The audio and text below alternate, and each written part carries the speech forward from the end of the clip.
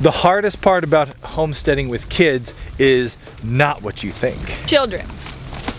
For those goat owners out there, they always children. do it too. They're like, what do you mean? Yes, we mean the fuzzy little goats. Oh, homesteading with children Human children. comes with challenges. But for us, they haven't necessarily been the ones that you expect them to be. Why do we know it's not what you think? Because a lot of you asked questions for this week's Ask Homesteady all about raising kids. And we'll get to the hardest part at the end. Do you remember what Ask Well, let me say something else. Do I remember what Ask Homesteady is? Could you tell the audience what it is? But let me finish a thought. So if you want to know what, in our opinion, has been the challenging thing for us with kids, go to the end of the video. But Don't tell them to do that. That'll affect our watch time. do you think? Fine, forget it. Don't skip to the end ever. You don't have that control. We're revoking. Consider your fast forwarding revoked. We are going to answer your questions. We had a lot of them about raising kids on the homestead. And we're going to start with a really hard one. Although it's not the hardest, this is a hard one. A hard thing to do. A hard what? A hard obstacle. So we're gonna start with an obstacle. It's not a challenge. One of the challenges. So we'll start with a challenge. I don't know. That's question. We'll start with the first question. So we'll How's start that? with the first question.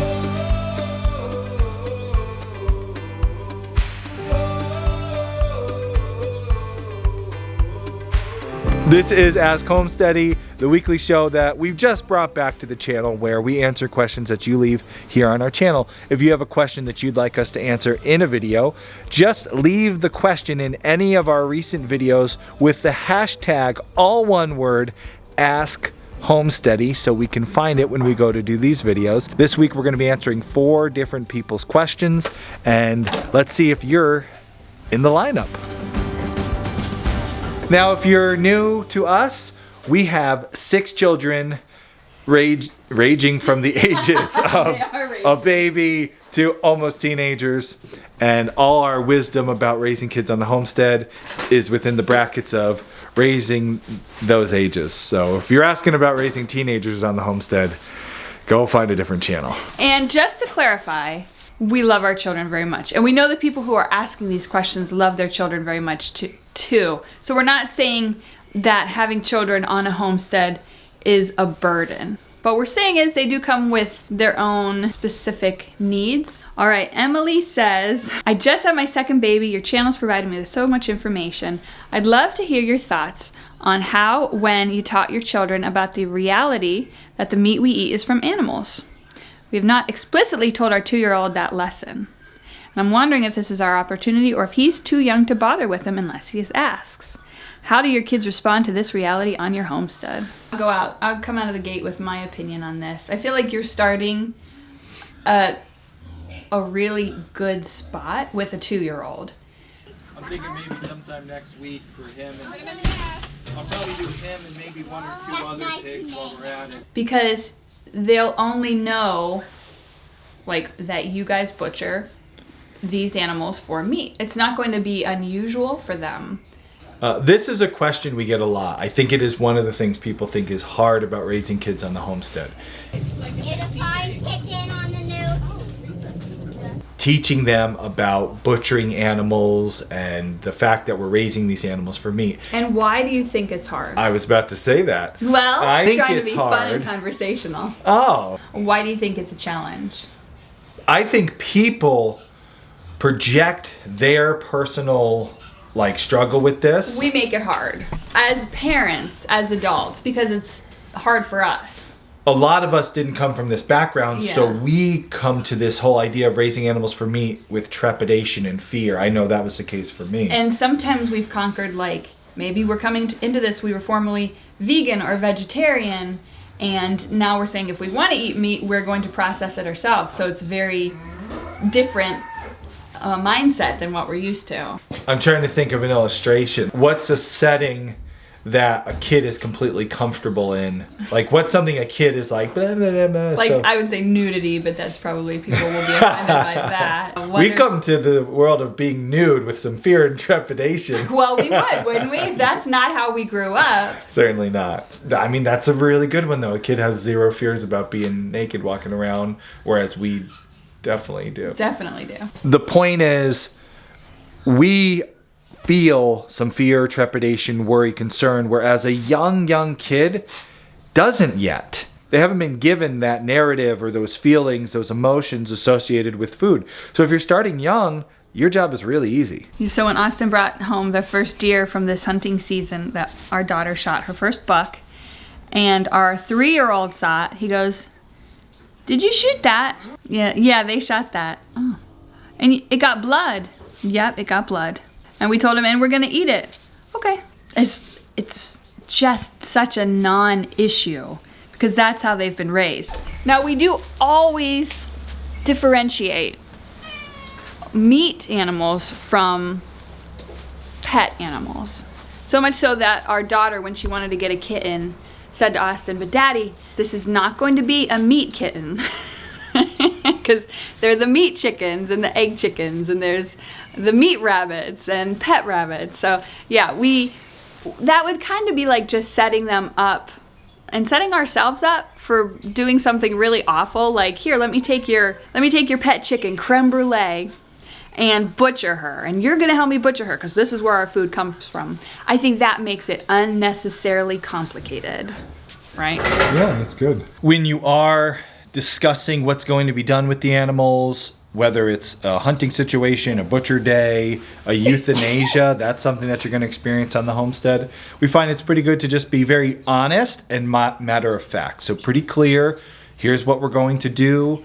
We like eating chicken hearts, but they're usually a fraction of that size. That's incredible. Turkey heart, what do you think, guys? Oh, yeah. It's like a dog in a thunderstorm. If you don't project like, oh, are you okay with this, honey? Are you concerned? If you just honestly, matter-of-factly explain from a young age upward and keep it age appropriate, it will never be to them something, well, I shouldn't say that, but most likely it's never going to be an issue for them. And if it does become an issue, say they were raised like this and at 8 years old, suddenly they don't want to have any part of it, that's okay. Yeah, which brings us to the older kid topic. Yes. Which, that's where things could get more complicated, older kids, especially if you waited. If you're getting into this later in life, and you have a 13-year-old who is kind of nervous about this. So yeah, let's say you got into chickens with your 13-year-old and they love their chickens. It's gonna be hard for them to one day say, well, they're not laying any more eggs, time to butcher all the chickens that we named. I would say my advice here would be, by all means, raise your family's meat. It's an important thing to do. Never with an older kid, or younger, but especially an older kid coming with trepidation or fear or anxiety, never force them to be any more involved than they want to be.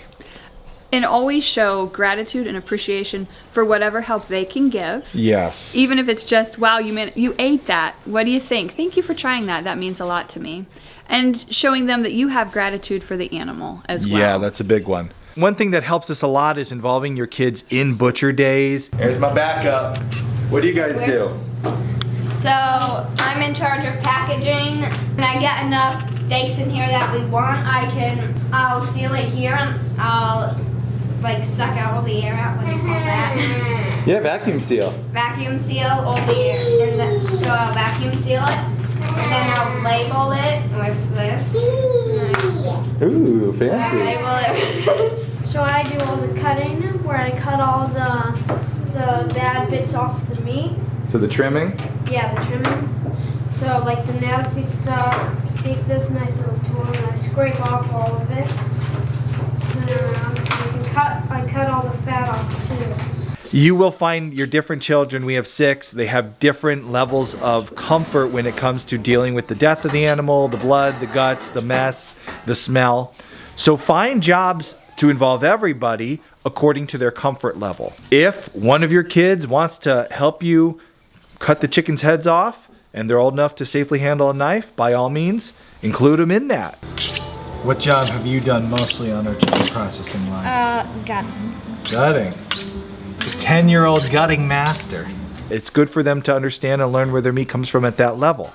One of the things for years I've done for the kids who didn't want to get right in there and get their hands full of guts, involve them in packaging. They can take a finished chicken. It no longer looks like an animal. It just looks like a chicken from the supermarket. Put it in the Ziploc bag. Put it in the shrink wrap bag. package it, label it, weigh it. At that point, there is your done product. That is a perfect little roaster chicken. They're still part of the process. They can still feel proud that your family is raising and producing its own meat. Understand that link without worrying about fear, gross stuff, anxiety. Big, fat, juicy chicken. And over time, they will become more comfortable, and maybe you'll find maybe they try doing some chicken plucking, or maybe they try do some quality control at the end of the butcher line. They'll get there. Hello, I'm a happy little chicken. Nothing bad has happened to me except I've been gotten and beheaded. And cooked and killed. That's all. We try to make that day, the butcher day, feel joyful and not mournful. So for us, there's respect for the animals, but also there's joy and gratitude for this meat that we have now filling the freezer. So we buy candy and we buy soda, and we turn music on and we just enjoy the occasion, all of us, and make it a happy experience. Not like, oh, we have to shoot all the animals today. Because our first butcher day, you and me, felt a lot more like Scary. dun, dun, dun, Yeah. dun, dun, dun, Yeah. dun, dun, dun. Like, we're so grateful that we have these chickens now in our freezer. Oh, Freddy. That's a great point. Yeah. You'll notice from watching years of our videos, one year we were butchering turkeys, and we asked one of our daughters, It was little. who was Like probably 3, three at the yeah. time, are you sad for the turkey? And this turkey had one of the reasons we butchered him is he had started kind of chasing the kids. Especially her. He was really huge. He was super And she obese. was little. He couldn't hurt her, but he would start like flopping around. Dun, dun, Imagine dun, for dun. like a 3-year-old, this This giant- big white thing comes like Dun, dun, lumbering up behind you. Like Jabba chasing her. And I said, were you sad? Don't worry about every little feather. We'll show you what we do in the next part of the process. Are you sad the turkey's dead? No. Why? I'm happy he dead. That he would tap me. We thought he would. It tapped He me. would tap me. So yeah, start them young, let them choose their comfort level, and by all means, raise your own meat, teach your kids where your meat comes from. Not the hardest challenge you're gonna have. Definitely No. a challenge, but not the hardest one. Next thing I think is a little harder. What a nice girl. Oh, here's an easy question I can answer. Somebody asked why I called my heifer calf. She's a girl, Freddy. Bonus. Huh? Yeah, Bonus. bonus. Her name's Frederica. So we're going with F, fancy, and so I know whose calf is who. I wanted to pick an F name, and Frederica. So she's Freddy. You halter training her? Frederica. Yes, we're getting Freddy used to her halter. So, because she's starting to be cheeky. Let her get used to our halter so she's not running around trying to knock us over. She's getting big. You're in the background there, just so you know.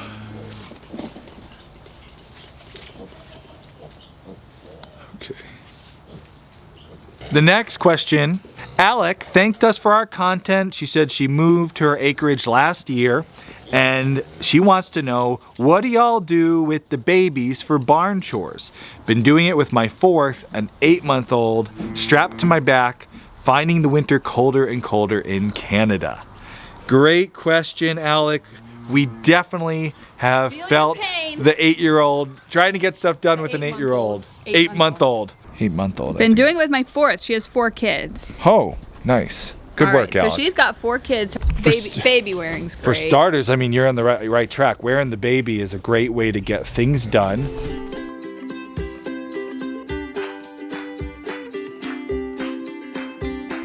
This is the Ergo baby carrier. For any of you homesteading parents who have little babies, this allows me and Kendra to work in the barn together while little guy here takes a nap. And let's assume that it's just you who's at home. Your significant other is at work. So you're at home getting the chores done, right? Yep. You've been there? We've been there, yes. I would go out before you left. Well, back then I did morning chores. Yes, that's right, you did. I left for work. Before you went to work. I went and did all the morning chores. But let's assume that Alec is She's doing this all. Yeah. It's her thing. She agreed to this, signed up for this. Your husband says, I can't do all the work. So baby wearing is a good way to do it, but you got to take some precautions.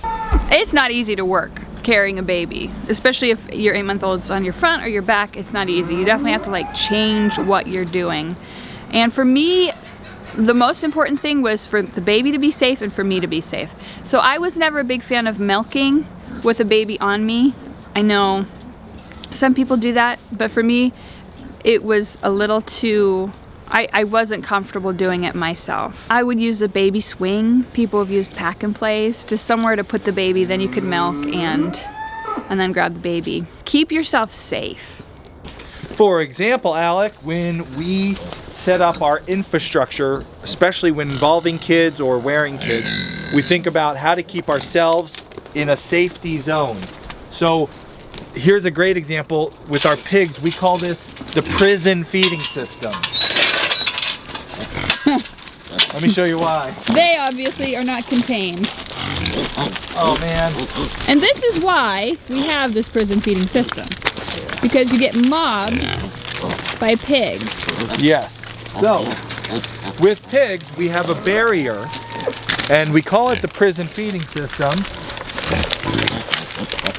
It's actually broken. I have to fix my prison feeding system. So, Alec, hold that thought. It's good. Okay. Now, I can demonstrate how the prison feeding system is supposed to work. I have a barrier in between me and the dangerous animals. Pigs are not much of jumpers, but they are pushers and they will come at you for food. So what I like to do, I like to take a feeding trough, tie a really heavy duty rope to it, and then make sure there's a little bit of a gap so I can fill their pail, and then just like in the Count of Monte Cristo prison feeding system, slide it right under the door to them.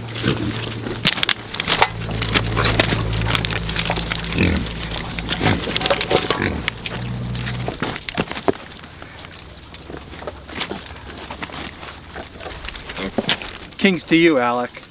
Simple designs in your infrastructure that allow you to get the chores done while never ever putting yourself or your baby in danger make a huge difference. So just simple basic things like this. Electric fencing is a great tool. Later on we'll feed our bull over there. As you can see, he's far behind multiple fences. We never have to go in with him. We can fill his water with the hose. We can toss a big old hay bale. But even a step further, when your kids are young, if it's just you, for years we didn't have a bull or a boar. Now I'm home full time. I can make sure the bull and the boar get taken care of. Before that was the case, we just didn't have those animals. So even one step further is don't even have the dangers. We all know the story of the farmer who went out to feed the pigs and then they never found him. They just found his dentures. Yeah. Yeah, we don't put ourselves in situations like that. Also, we do cull based on temperament. So we had a pig who was a bit more aggressive for food. I got bit by him one time. We ended up eating him. He got bit. Yeah, he's delicious. We didn't have cows with horns for the longest time. Goats with horns, same reason. Goat with horns, little kid, it's like just an accident waiting to happen. Now, when it comes to getting stuff done, sounds like you got three other kids. Let's talk about actually getting chores done with kids and including them too. I have a ton of work to do on the homestead today. Fortunately, I have some really good help.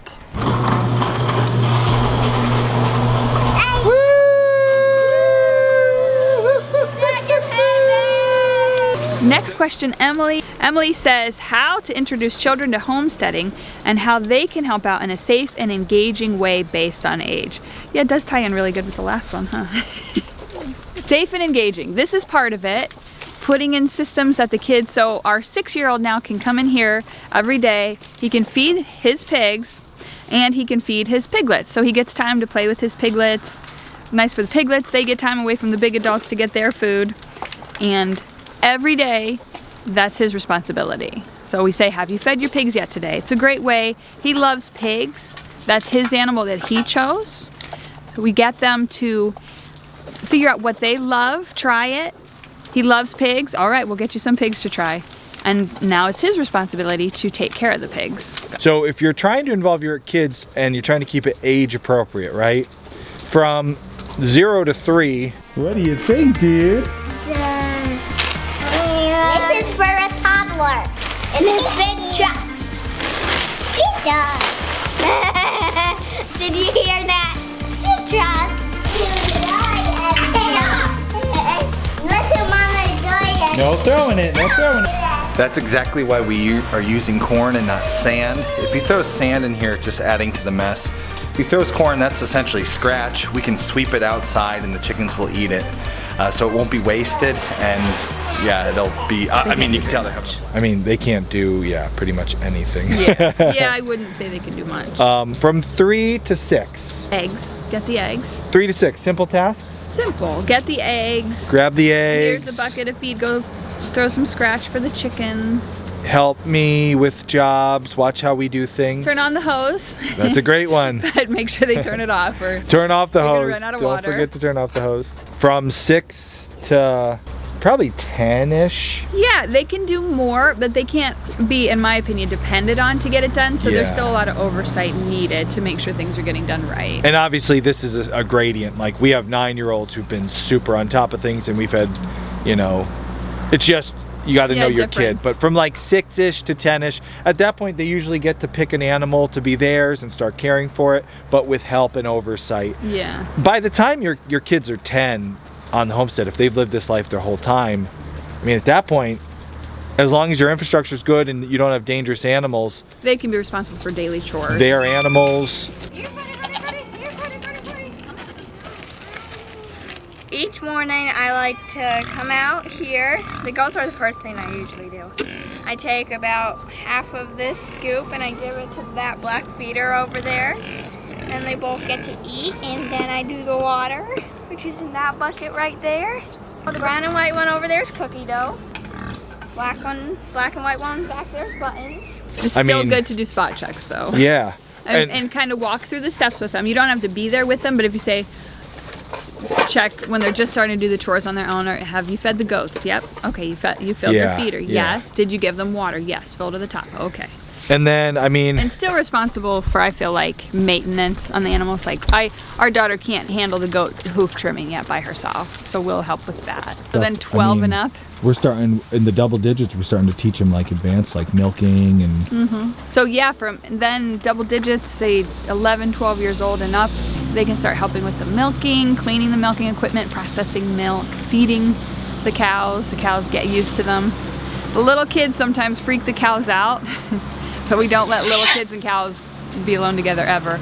But the big kids who are as tall as me now, the cows are great with. now I'm going to throw it out there one more time. This is obviously just a spectrum. We're not saying that your 7-year-old isn't capable of helping you milk your cow.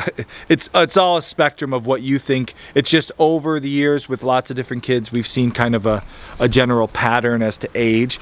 And comment below. Let us know, what jobs do you have your kids do and what ages are they? Be interested to see what you all out there are having people do at what ages. Or what job did you have if you don't have kids? What job did you have and at what age?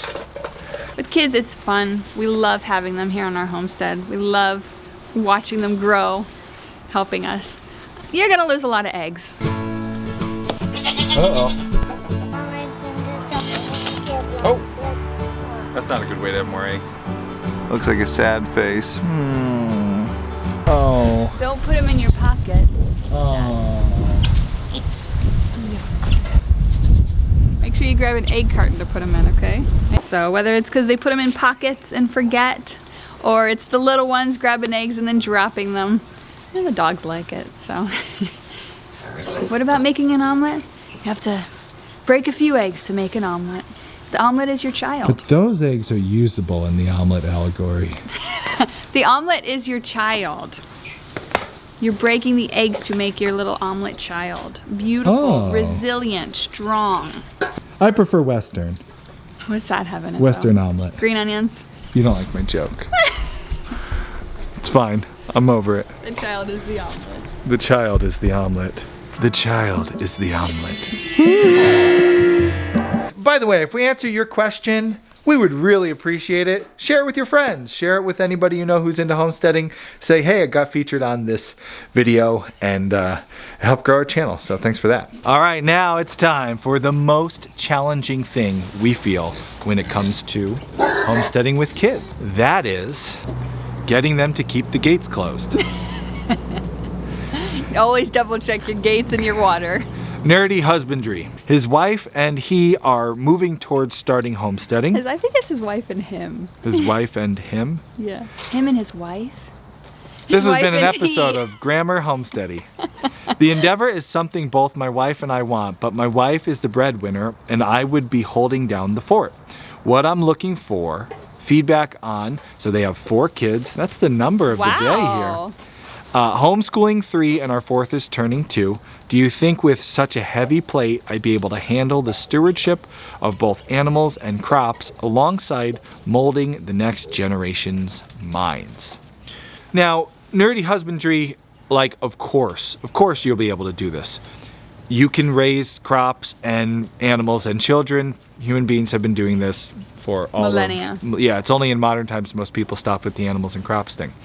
I think what he's really asking is, can he do a good job with this, right? Can he raise his kids, take care of animals, grow food, and actually, you know, have children who are happy with their lives and healthy animals and big, beautiful pumpkins? And isn't it true, like, yes, we've been doing this for millennia, but look at how the role is shifting. Right now, one parent is home caring for the farm and the children, where traditionally it's been one parent cared for the farm, the other one cared for the children. So it's more challenging now, I feel like, than it was. Yeah. Here's what I think is the hardest thing about raising kids on the homestead, especially as you grow, and that is... Timestamp.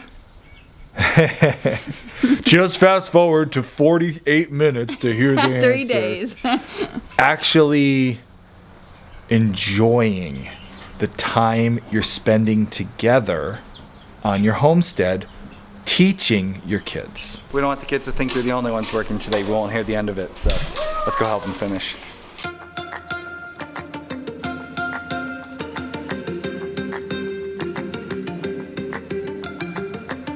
As your homestead, by nature, it grows. I mean, everything you get grows. Your cows multiply, your corn. Right. Goats, if you're having them for meat or milk, you need them to have babies, and goats usually have multiples, 2, 3. So before long, you have lots of goats. Chickens are gonna lay a dozen eggs. You're gonna forget about them. They're gonna sit on them. You're gonna have 12 more chickens. And same thing with sheep. Lots of little lambs running around. Pigs are you're gonna get 2 pigs, and before you know it, they're gonna have a litter. Is it a litter? Pigs. A pile of pigs. They're gonna have a pile. That's the technical term. Cows. I mean, cows, you'll never have enough cows, so I wouldn't even worry about that. Yeah, the point is, your homestead. By nature, it gets bigger and bigger, and that's a good thing. But as you get bigger, your infrastructure demands get heavier, things break more often, animals get sick. It's not us complaining, it's just It's the fact of a homestead. You're going to find that what started as like you and your little one toddling next to you, let's go get the eggs, can very easily become, go grab the eggs. Why didn't you put them in a carton? Quick, grab that feed bucket. Why did you leave the gate open? The cows got out. Grab the reel. Okay, hustle, hustle. Go grab that thing. We forgot the tool. And then like at the end of the morning, I sit down next to him and I ask him like, all right, how was I? Yeah, you were a little cranky. It was hot. Okay. The point is, you can do this, nerdy husbandry, but you're going to have to remember a couple things so that you actually enjoy it. And can do what you want, which is mold your children to hopefully enjoy the time they spend with you. Yeah. Enjoy what they're doing and become good people. So what are the things they can do? Although your homestead naturally grows, don't rush it any more than it naturally will happen. So get your chickens your first year and just enjoy your chickens. We had amazing moments that I would gladly rewind and live again of our littlest, our oldest. Chickens like laying spots that are safe. It's an egg. Okay. Let me take it from here. I can do this. It's just eye surgery. It's the eye surgery kicking in. Our oldest, like, fluffing up the shavings and putting our new chickens in there and going out and getting that first egg. Stop. So enjoy those moments. Savor those early, slower moments. And as you do grow, don't be afraid to walk backwards, because unfortunately you can't walk backwards in time. Oh. Popsicle time. Well, Can you open it? Thank you. This is what you get when you do hard work, stacking hay and sweeping floors. can't go relive those nice moments. But you can walk backwards at scale. And when you find, oh no, I own way too many goats, which is any more than 0. You didn't say cows, that was good. Don't be afraid to scale back. You have to. You can always get more. I have a course. It's free. Start Homesteading Today course. I'll link to it. If you sign up to our email list, you can take it. It's a video course. In that, we talk about growing your homestead like a tree. When you plant an apple tree, after every year, you have to go back and prune it. If you just let it go, it'll get too heavy with fruit and the limbs will break. You got to prune your homestead back. So grow, prune it back a little, grow more, prune a little. With that, you won't get too overwhelmed, and you will at times, but then you'll prune. I think, especially when we're motivated by wanting to grow all our family's food, next there's like, we gotta grow bigger, we gotta grow more. But it's really important to remember, the most important crop that you're growing, it's your kids. What job did you do today? Stacking hay, delivering barn stuff. Well, we stacked the hay bales, sweeping the floor, sweeping the floor. What job did you do today?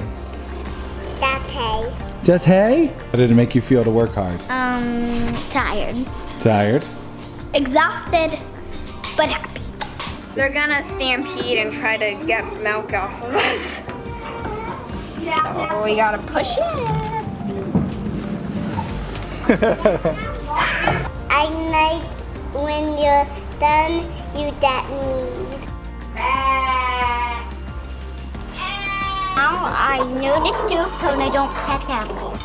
What job did you do today? Boo! Did you have to play in that sandbox? Tampa. Did you make messes? Monday.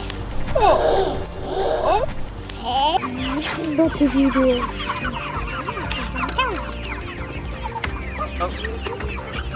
Every day. How do you feel when you see that you've finished a job? Happy. Why? So that I don't have to do any more work. You did a really good job today. Thanks. I'm proud of you.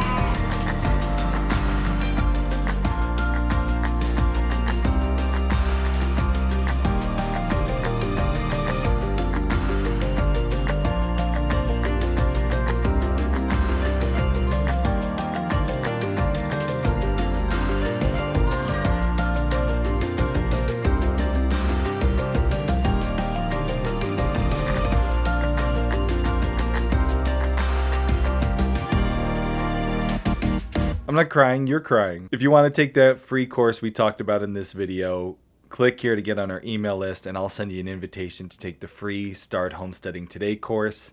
It will help you build a homestead that allows you to feed your family while enjoying the time together.